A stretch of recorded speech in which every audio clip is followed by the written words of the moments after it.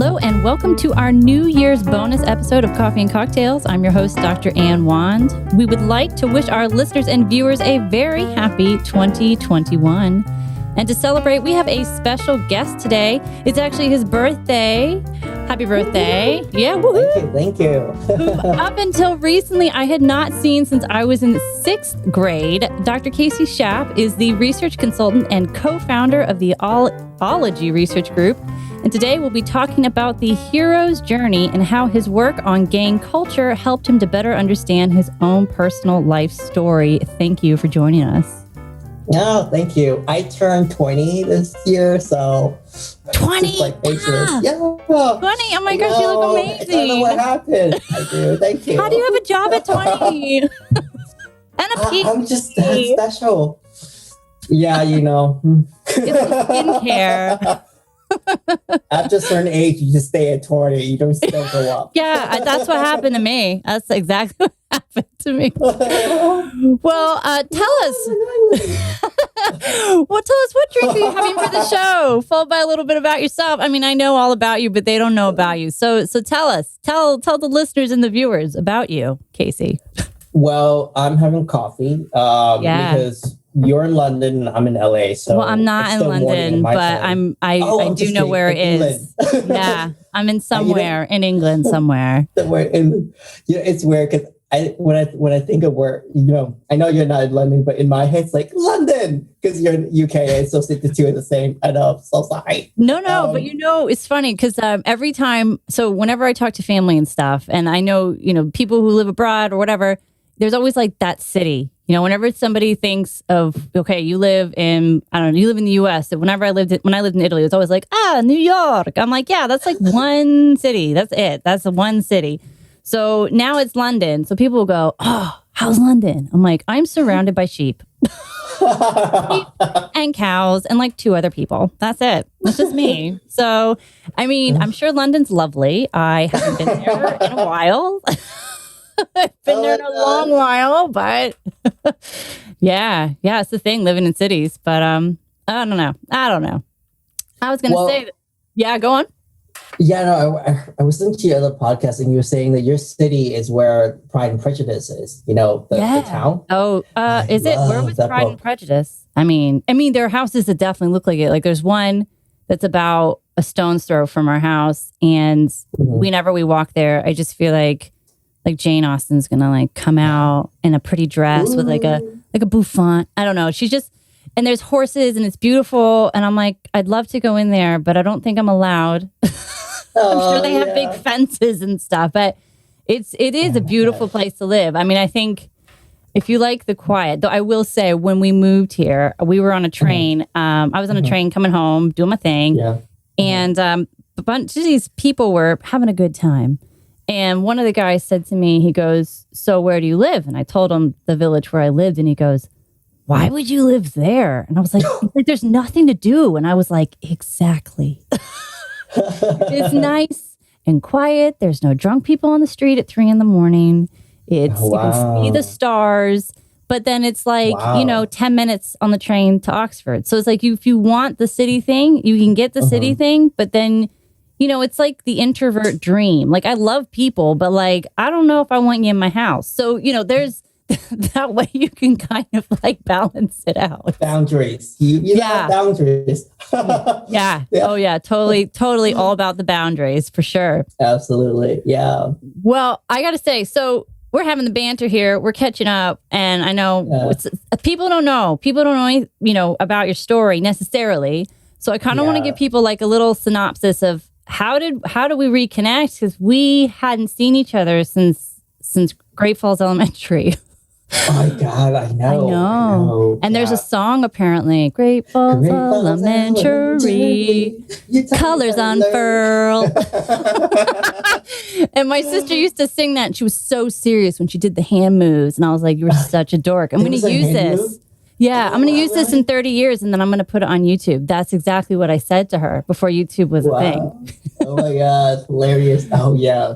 Yeah. So here's the deal, right? So Kacey and I know each other, but it's a bit of a roundabout story, and I'll give my brief version. You're welcome to chip in.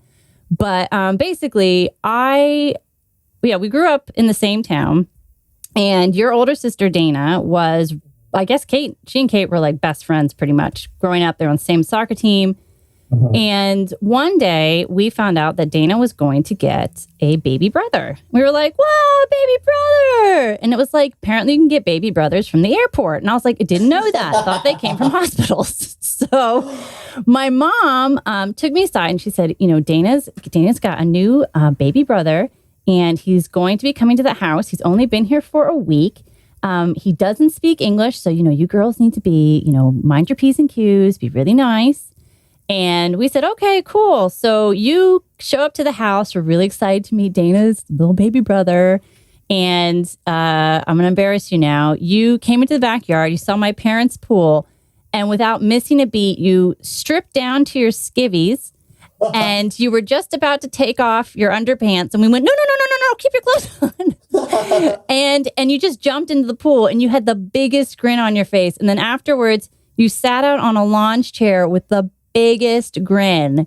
And that was my first memory of this kid getting down to his skivvies and then just like so happy to be in the sun. And then we went to after school club together, and you had this freakish gift because you were tiny. We could put you in our pocket. And if I know you didn't like getting picked up, and I knew you were small. And so all the older kids wanted to pick you up. It was like, oh, you're so cute. Casey's so cute. And there were points where you're like, I don't want you touching me. I don't want you guys picking me up anymore. So you would get really rigid. And then suddenly this like 2-pound kid would turn into 200 pounds and we couldn't lift you up. And then we're like, he's not only cute, he's a freak show. He's amazing. So this was like the myth we created around Kacey. And then fast forward, I'm working on my book. You know how it is. You get distracted. Your brain goes places. And I thought, I wonder whatever happened to Dana and Kacey. So out of curiosity, I did a quick search, and I came across this article by the New York Times that you had written called, I have the name right now. Well, can you tell me the name of the article? And it was talking about basically your story being adopted and the lead up to before we met you. And it was called Why Did She Leave Me There? And anyway, I know it's a bit of a thing to stop, and then lead on into you, but could you just tell us maybe a little bit about that before we dive into the topic a bit more? Yeah, no, when you sent me that email, like, N word, I don't remember the N word. Wand, magic wand. Wand in my thought. And I was like, oh my gosh, it was like, you're like, oh, I was your friend. Your sister's friend was my sister. I mean, your sister's friend was my sister, and we did this. I'm like, oh my God, I remember the Lewises. The Lewises, yeah. Yeah, and my fondest memory of us was just our family went skiing one point together. Yes. And I just like loved the experience. And I remember you guys was like so nice and so kind to me. And then like I remember your sister kind of curly hair, but and it was just like and they and she and my sister used to play soccer together, so I think that's how our family connected. And it was a really small world. But the article that you saw, it was during the pandemic. I cried, by the way. Kate cried when she read. My mom cried. We're all crying, just crying. Oh yeah, it was really good. It's really well written. Oh, thank you. That article, like I cried every sentence when I wrote it. It was just like a trip down to memory lane, and it was 2 years in the making. And 2 years before that, I visited my orphanage for the first time in 20. And this was in Vietnam, right? In Vietnam, yeah. Yeah. I was born in Vietnam. Backstory is like I lost my mother when I was 2. I never knew my father. He was a migrant worker. I lived with my grandmother and my sister. And when I was 5, my sister drowned. And that's when my grandmother put me in the orphanage. And, like that experience was like, super traumatic. And it was something that growing up, I just had a shame because it was like normal kids didn't have those experiences I did. Like I remember picking worms out of fish and eating it because I was so hungry. And, I remember like going on nights when I'm starving or like, being abused, and it was just like, there's a lot of really bad memories. And there was something I've always felt ashamed about. And I wanted to be, when I moved to America, like be an American, like be Kacey, the American, not Vu, the orphan. And it's throughout the years, because I repressed my other identity, it kind of backfired. And then I ended up doing things that I didn't honor myself. I put myself in risky situations. I picked really bad mates, all the, the bad stuff when you repress your emotions. And it's just going to the orphanage for the first time in so long had just opened this floodgate of, who am I? Like, what's my identity? Like, what's my value? And, it started processing, and I wrote that in the essay. And my essay was really about like thanking all the amazing people who came into my life and made me a better person. And I wanted to honor them, and at the same time, like deconstructing my experience and, trying to figure out like, why did my grandmother leave me? Like, what does that mean? Like, am I still loved? And, I had this one opportunity and when I was there to visit her, and she was only 30 minutes away. And I don't know what it was, but I made the decision right on spot saying, no, I don't need to go see her. And that's what really initiated the article. I'm going a long time. Yeah. And I think, I thought about this a lot, because I think when, so I know my mother-in-law was adopted, and we don't really talk about it. I out of respect, I think, more than anything else. And she, how do I put this? I think everybody copes with trauma differently. I know from my own experiences, there are things that I've gone through that people wouldn't guess, but it's like, I'm not going to advertise it out because it's none of anyone's business, really, unless it made sense in a conversation, right? But one thing I noticed that you and I had talked about this is that people had said, well, why didn't you go see your grandmother? And I thought, it's really easy for somebody with no emotional attachment to say, I would have done blah, blah, blah. It's like, you don't know what you would have done because you've never been through it. And why would you want to open up those old wounds when you've spent your whole life trying to close those up? So I think what was really good about your article is it was so honest, and it spoke to the raw emotion that kind of makes us who we are in terms of how we deal with difficult situations. And when we talk about the hero's journey, this came up because you and I have been talking back and forth as researchers. You're a sociologist, I'm an anthropologist. How when we do our work, regardless of the topic, one thing that we've noticed over the years is how much we are a part of the work that we do. One of the things I had in writing this book that I realized was going to be a challenge, because I didn't know who the reviewer was going to be, and I didn't know who was going to pick it up, because anthropology, and I think sociology as well, it's very personal in terms of how we talk about our work. It's almost like having a conversation with somebody about the things that we've found. And I think in a lot of disciplines, even in business, for example, there are certain, it's almost like you have to write to a box. And you're trained to remove yourself out of it. And one of the things I knew when I wrote this book is that wasn't going to be like that. This book was going to be a lot of I statements. I was going to talk about aspects of myself and how it influenced me to make sense of the data I was collecting and the people I was talking with. And I knew that if I didn't have an introductory chapter to talk about what ethnography is, why it's important to doing research, why it's important to being honest, they would read the rest of the book and say, this isn't good research, or this isn't to the standard I'm used to. And it could completely discount 10 years of research. And I say these things because in talking to you, it affirmed things I'd always known, is that we are part of the work that we do, whether it's the theories that we gravitate towards that make the most sense, the people that we choose to interview, the subject matter that we choose to interview. Like I thought about, well, why do I study segregated schools? And I think there was something about growing up along the Mason-Dixon line and hearing a lot about the Jim Crow laws as a kid and knowing that it wasn't a good thing and never was a good thing. And then I moved to a part of Italy where it was sanctioned by law. So 2021, they still have segregated playgrounds. They have segregated lunch times. It's supported by the EU because the way in which this particular group of people have spun it is they said, well, we want to protect the minority against the state. So these segregated schools are legally mandated. And I thought, well, this is very weird because if you did this in the US, it would be illegal. And so already I had a vested interest because I was like, how could you do that today? Right. So I was going to be in that research because it meant, I don't know, it struck a chord with me.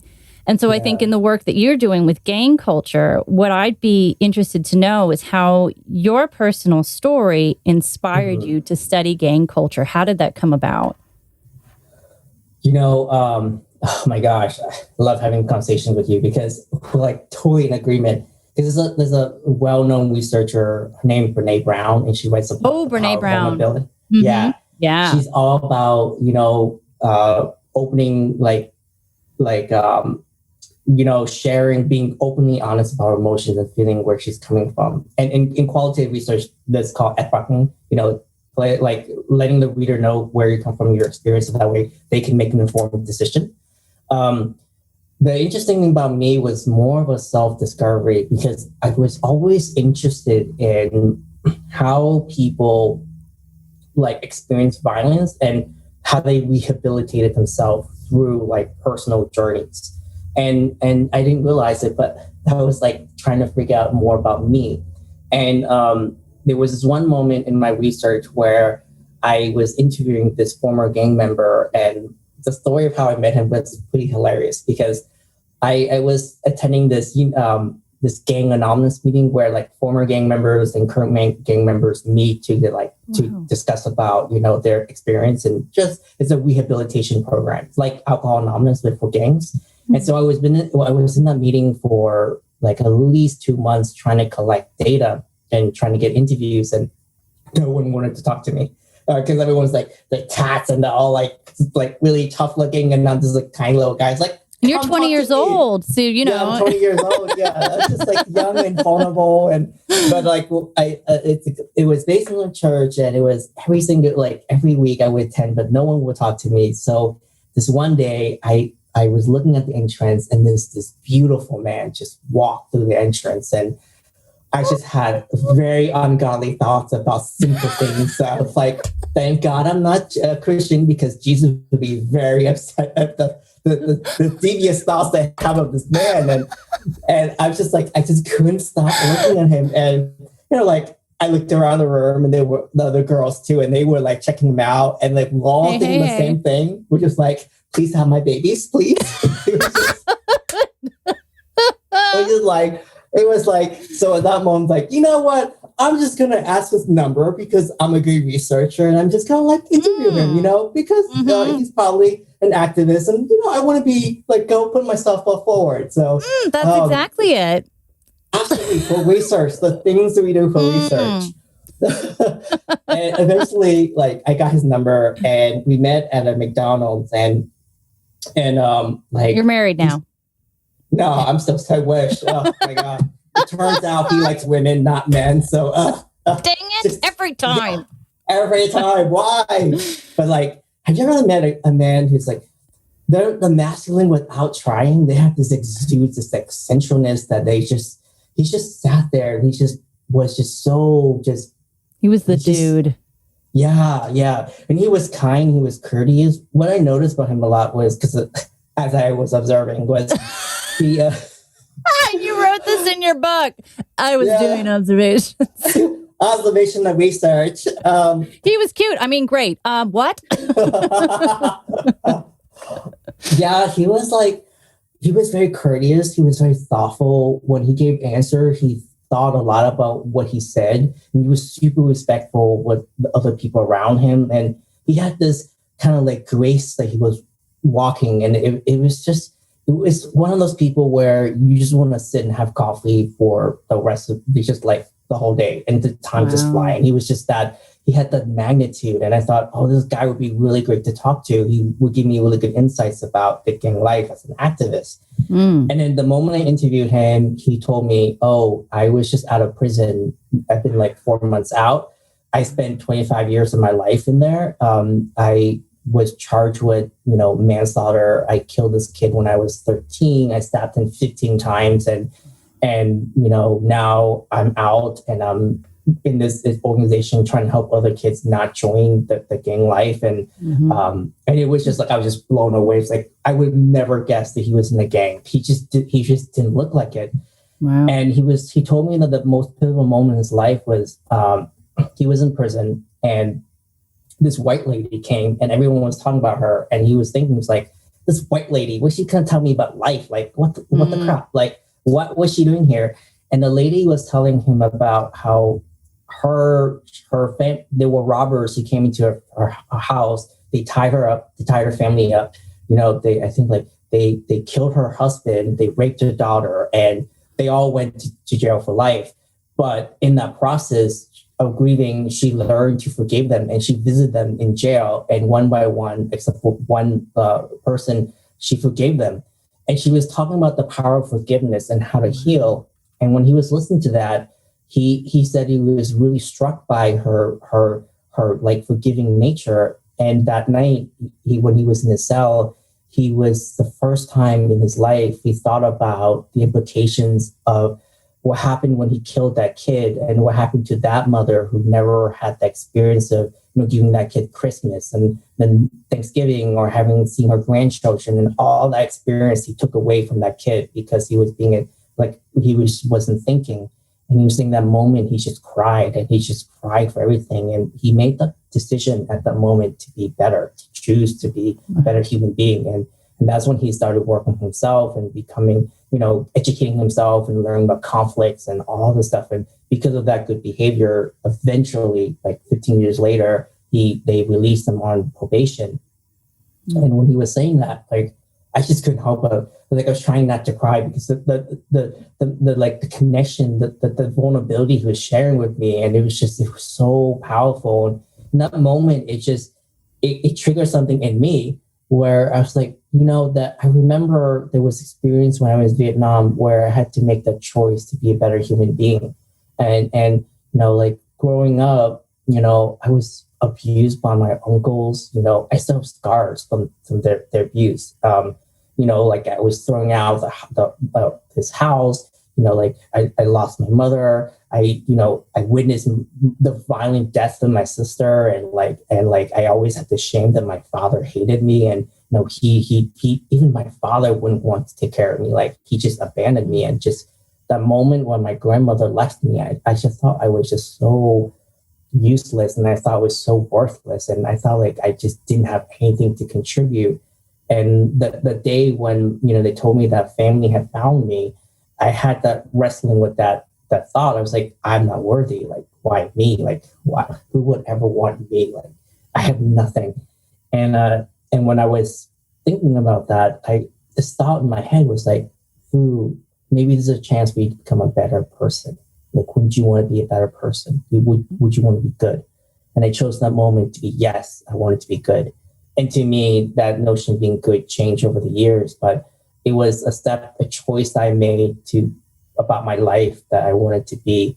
And I could relate to his story because that was that moment that he had the moment. And I think that's why I was so engaged with the gang culture, because after that, I wanted to understand, what happens when societies push you aside, regulated to this box, and said that you can't belong in our society anymore. You're not good enough.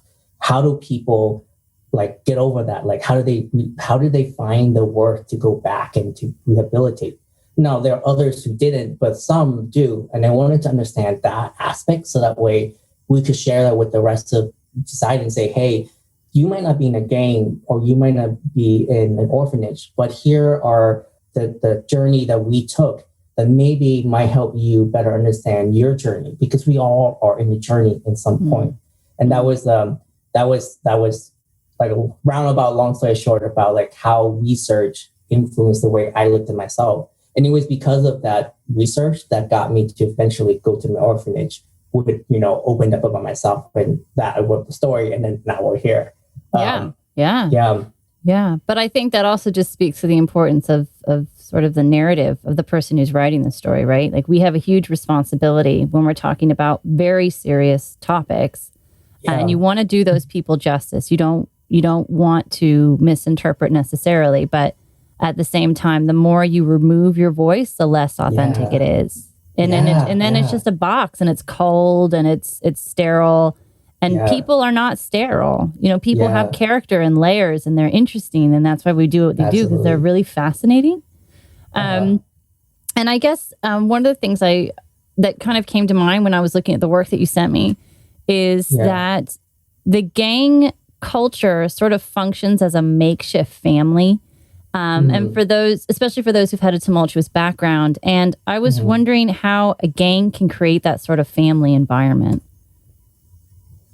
It's a substitute family in that a lot of times when, this is really well documented research, so it was not coming from mine, but what happens is that when a lot of times conditions that create a person to join a gang is, structural. So they're coming from a family where the mother has two jobs, where the dad is not there, or there's a weak family connection bond, or, and there's like economically impoverished communities. So they lack that sense of identity and like connection, the bonding. So when there's an opportunity where a bunch of other kids on the surface look like, oh, we're part of a group, we protect each other, we care about, each other's belonging, and, you can join and you can be part of this club. So it's super enticing, because coming from a place where you don't have a belonging, or you feel like you're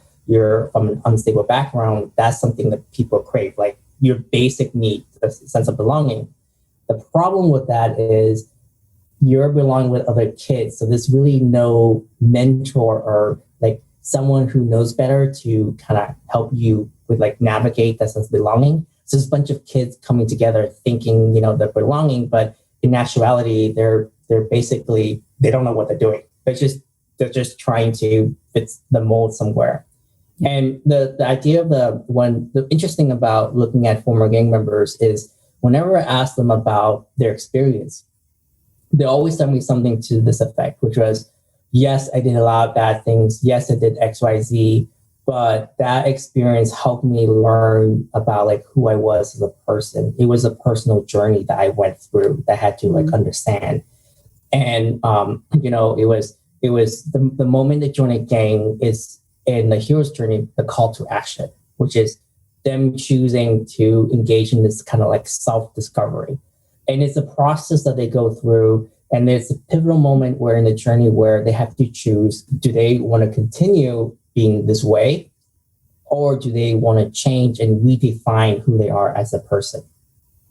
And the interesting thing is, I'm just going to like go over, the hero's journey was developed by this guy named Joseph J. Campbell. And he was a literature scholar. And what he said was like, when he was looking at mythologies and folks and legends, and even to like, was that a lot of the stories share similar archetypes, the person called to an adventure, they reject it, but then finally pushed into it. They're going through lots of trials and tribulations, they fail a lot, and then somehow at the most like vulnerable moment, like a mentor comes in or something happens and makes them change the way they look at themselves. And then they become this, they have this epiphany that they bring back to the community, and they basically try to share that knowledge. So my interpretation is that, but it's just mine, which is a hero's journey for me is an intense introspective journey about ourselves that ultimately leads us to the realization that we're part of a larger community. And that's why we go back and we want to engage with the larger community, because in a sense, it's about a realization of being part of the whole. It's a journey into understanding we're part of the larger community. And a lot of times when they're the former gang activists who join, that's what the main narrative is. I want to change my community. I want to make a difference. I want to like help these kids to like prevent them from doing the mistake that I made. And I want to be there for them. It's crazy, right? It's fascinating. I mean, there's so much like to unpack there. And I think one of the things you'd also said is that former gang members, they viewed the gang as a connection between people for mutual benefits, while also it was seen as a connection of people with purpose. And yet it seems that you're telling me is that, okay, the gang, it got him out of bed in the morning, right? It gave him that objective, whatever that thing was, whether it was money, food, a sense of friendship, what have you. And yet now that they're out of the gang and they've had time to process it, they've had time to reflect, it seems like the purpose has shifted to say, almost like this is a wolf in sheep's clothing. This sounds really good because of an immediate thing, right? I mean, you talked about when you were a child and you remember picking worms out of fish, right?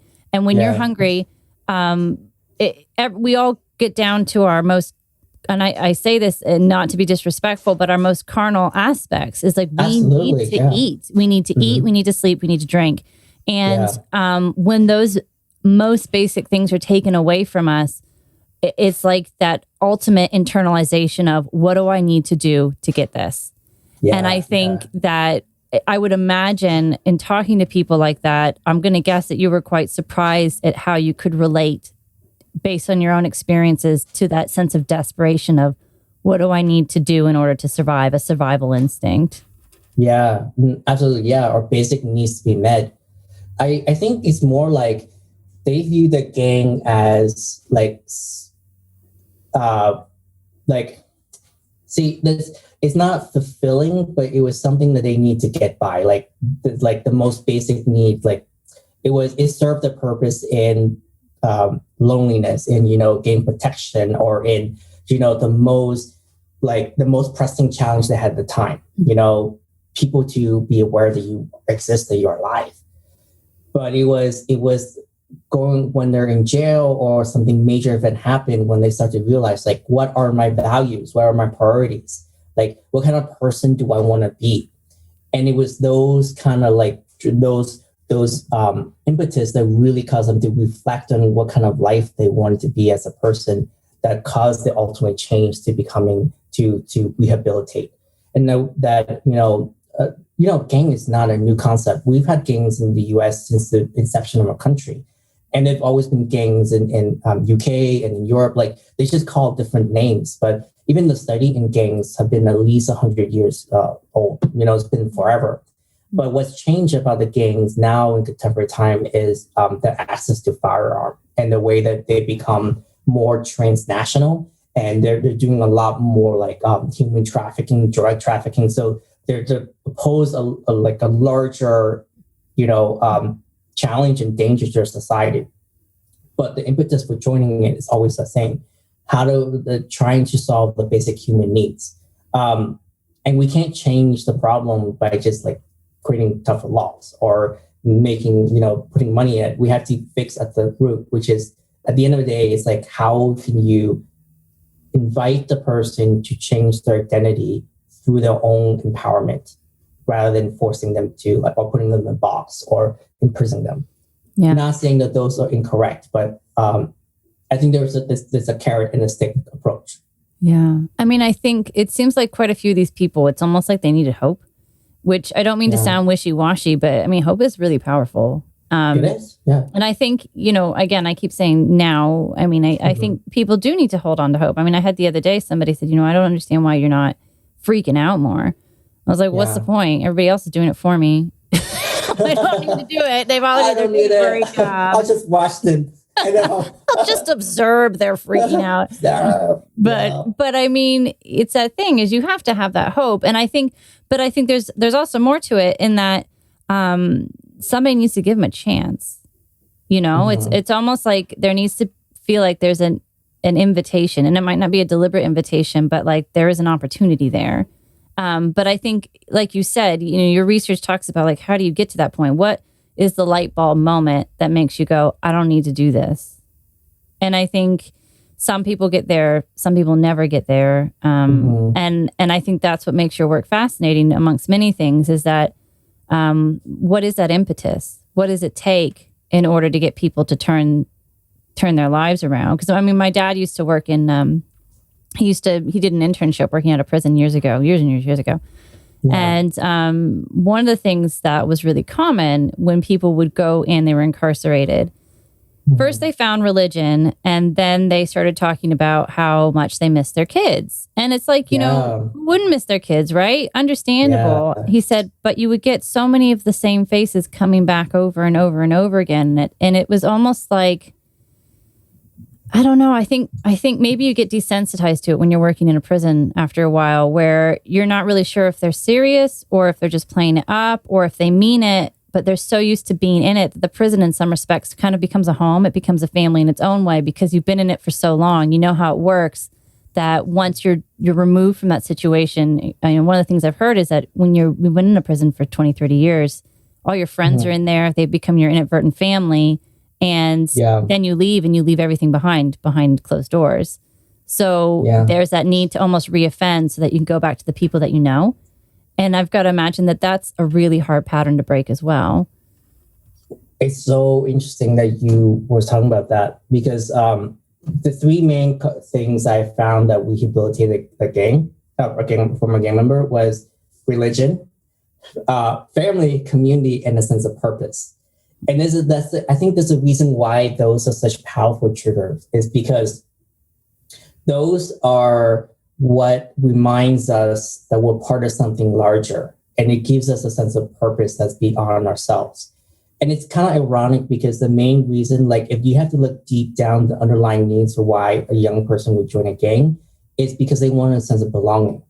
So it's a full circle. It's really understanding what is it that like motivate you to become, someone who you aspire to be.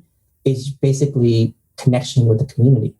And a lot of, I found interesting was a lot of these activists or former gang members, and it gave them a sense of purpose because they knew that their work had an impact on the community. And even though like a lot of them was volunteer and it wasn't paid, it was important for them to make that effort, to do that, to be there for other younger, for kids, because they knew that if they made that change, that somehow it would, I want to say like absolve from what they did when they were younger, but it was more like it gave them an opportunity to redo what they didn't do before. It was really, really powerful. And I think it goes back to our underlying needs. Human beings are social creatures. Belonging is a huge sense of our value. So digging into that was what would help, like kind of remind us that we're part of something larger. But another thing was interesting. I was thinking about this, was that lady had an impact on the former gang member who had an impact on me. And I was reflecting on the power of qualitative research and your experience, like growing up in Great Falls and then going to Italy. Something triggered in you that you saw their experience in Italy that you want to study, but you would never know how your book will influence someone else who had similar experience, who will affect other people. And I think that's what I love about qualitative approach, is because it's a human story that we're telling, that we all can relate, that we all like intrinsically know and we can tap into. Yeah. And you can get my book now for $4.95. No, just kidding. Yes, I'll be the first. No, thanks. No, I really think that is incredibly powerful. And I think that's the point, right? I mean, when we go into these projects, it's not just that we're, it's almost like we have to do it. Does that make sense? Like we get involved in these people's narratives, and we feel like somebody needs to hear it, because if nobody else is hearing it, then, it's kind of like a conversation you want everybody to have access to. It's the same with, podcasting is a great way to do it. But I think your story in particular is, like you said, it is going around sort of full circle and making sure that these stories aren't lost. That he's not just another statistic of some guy. He was in prison. Now he's out. We're just waiting for him to mess up. Yeah. If you can say, no, I had this really interesting conversation, maybe we should approach these individuals in a slightly, maybe in a drastically different way. Maybe that is the impetus that is needed in order to help kind of shift the paradigm in terms of how gang culture is treated by society, you know. I guess maybe before we sort of wrap up, when you were doing this research, I was really curious about this because there's a lot of ethical implications in working in an environment like this. I know a researcher at Oxford some years ago did work on the mafia. It's a whole nother story. And interesting. He was actually looking at trust, and he was working with mafioso members. And I was kind of worried for him because he was publishing a lot of the sensitive material. And granted, it was in English, but, you know, the Ndrangheta is everywhere. And they've got a lot of connections. And I just wondered, you know, maybe not in your case, because I think yours is coming at it from a more sympathetic standpoint.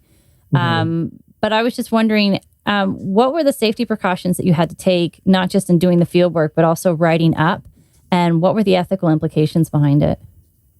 Well, so, yeah, because was a very tricky aspect of doing the research. So how I got around it was I interviewed former gang members who left the gang life. So, and the way I positioned was I not only looked at former gang members, but I looked at law enforcement and gang activists. And I was studying the aspect of culture, how they created narratives and how they externalize their conditions. And I developed basically a grounded theory to predict how the experience of violence shaped the way they look at the situation. And so towards the end, I just had two questions and knew exactly what kind of experience they had, which was like, how would you define a gang? And if you had unlimited resources and power, how would you solve the problem?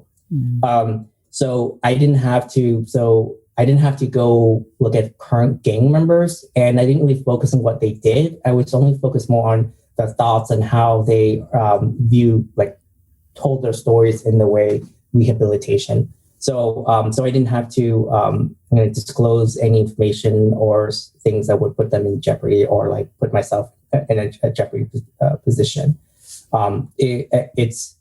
It was a very complex study, complicated into ethically because I didn't want to I was going to say your Curac form must have been lengthy. I just bypassed all that and just said, okay, they had to be older. They had to be at least an adult. So that way I didn't have to deal with kids. They had to have experience, but they're not doing anything criminally, that I'm reporting. So for me, it was just more like, what was your thoughts? How did you define it? It was very, very vague about the experience. Okay. No, that makes sense. And I think that also speaks to, when you're doing this research, you don't necessarily have to go so deep into it that you're meeting members off gangland and having to get initiated and all that jazz. So it's probably a good thing. Yeah. I got to say, before we close, your New York Times story is going to be available as a podcast episode for the show Modern Love. Can you tell us roughly when you think it's going to be available? Oh my gosh. Maybe later this year.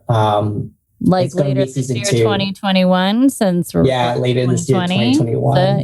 Okay, just checking. They're currently doing season 1 right now, and I just had the interview and the recording. It might be my voice as narrating, or it might be a professional. So I'm hoping it's a professional. Really? I like your voice. And if you're watching this on YouTube, hey, write a comment and say, I like Kacey's voice. He should do it. Why not? Hopefully. But it's really, really awesome. They changed their format.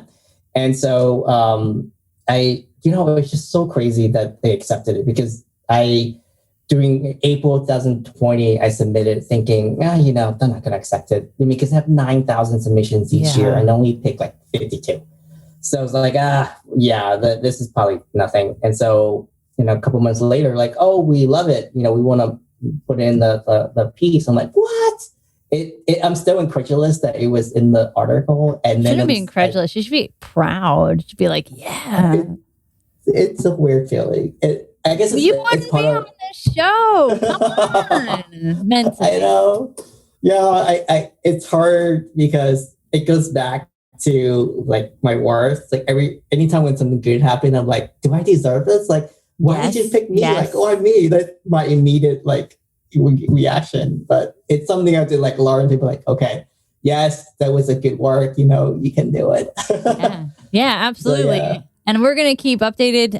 Anything new that comes up, if the show comes up, when it comes out, we'll be putting it up and make sure anyone and everyone gets access to it. And we'll also have thank you information on your articles. But that being said, that's it from us at Coffee and Cocktails with your host, Dr. Ann Wand. Hello, doggy. I'd like to thank Dr. Kacey Shap for joining us at the studio this afternoon. Additional information on today's topic will be available in the show notes.